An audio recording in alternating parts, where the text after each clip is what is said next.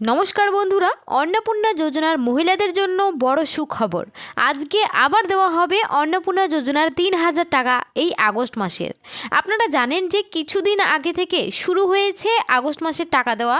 তবে আগস্ট মাসের টাকা দেওয়া শুরু হলেও কিন্তু অনেক মহিলা জানাচ্ছে যে তাদের অ্যাকাউন্টে এখনও পর্যন্ত কোনো টাকা ঢোকেনি।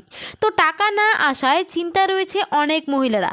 তারা জানতে চাইছে যে আগস্ট মাসে আর কি টাকা দেওয়া হবে না হবে না। এই আগস্ট মাসে কারা অন্নপূর্ণা যোজনার টাকা পাবে, কতদিন পর্যন্ত এই অন্নপূর্ণা যোজনার আগস্ট মাসের টাকা দেওয়া হবে, সমস্ত কিছু কিন্তু আজকে জানাবো এই ভিডিওটির মাধ্যমে। তাই ভিডিওটি কিন্তু একদমই স্কিপ না করে শেষ পর্যন্ত দেখবেন। আর বলবো, চ্যানেলে কেউ নতুন দর্শক হলে অবশ্যই চ্যানেলটিকে সাবস্ক্রাইব করে পাশে থাকবেন।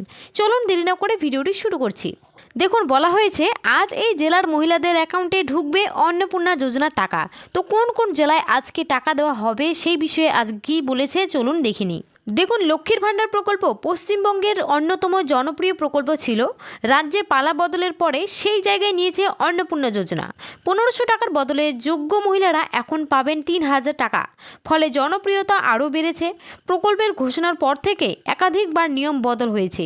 প্রথমে সকল লক্ষ্মীর ভাণ্ডার প্রাপকদের অন্নপূর্ণা যোজনার অন্তর্ভুক্ত করা হবে, কিন্তু স্বচ্ছতা বজায় রাখতে সকল আবেদনকারীকে ফর্ম পূরণ করার নির্দেশ দেওয়া হয়।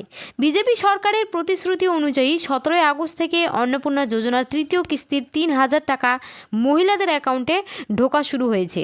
২৫ থেকে ৬০ বছর বয়সী যে সমস্ত যোগ্য মহিলারা ১০ জুলাইয়ের মধ্যে আবেদন করেছেন তাদের অ্যাকাউন্টে আগস্ট মাসে টাকা দেওয়া হচ্ছে।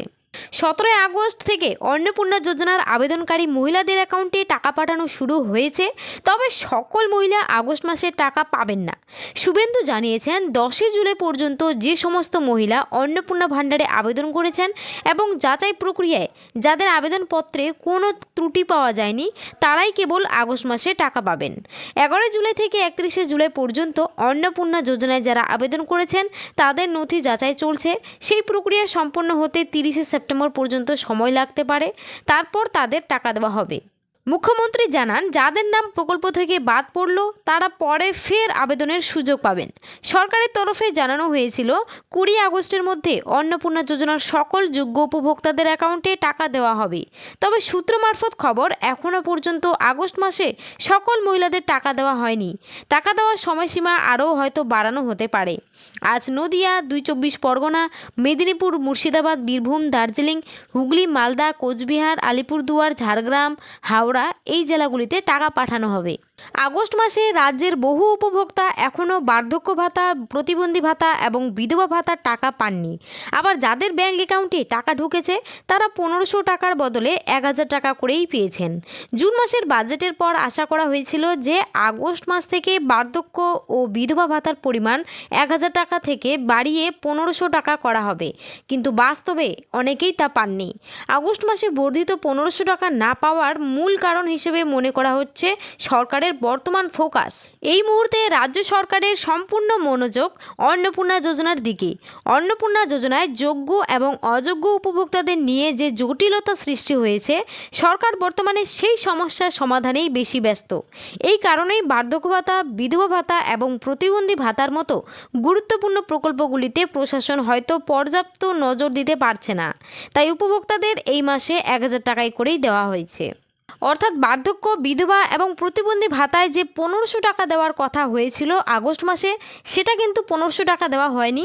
অনেকেই এবার পাচ্ছেন কিন্তু ১,০০০ টাকা করে।